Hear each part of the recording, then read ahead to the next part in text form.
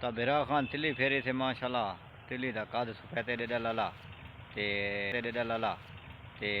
तिली दा जरा फल नहीं जरा तिली दा फल नहीं में दूर त्रै त्रै दाने नुते है ना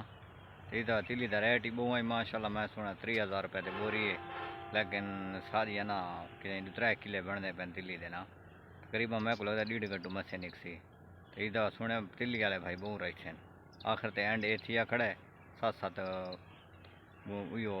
दाने बूटा के उत्ते तो तिली का यो चेक करना ये किश फल चेक करना चेक कराए बाद कमेंट जरूरी साहब है सारे बाख्ती चेक करो मार्का तुस आखो कि हर बिरा कूड़ मरेंदा भाई वाकई सफेदे नो सी ए तिली दा कद बिरा ये चेक करो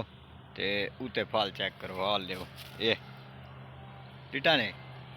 बाकी तुस आप कमेंट की जरूरत है ये तिली का कद चेक करो ते फल चेक करो।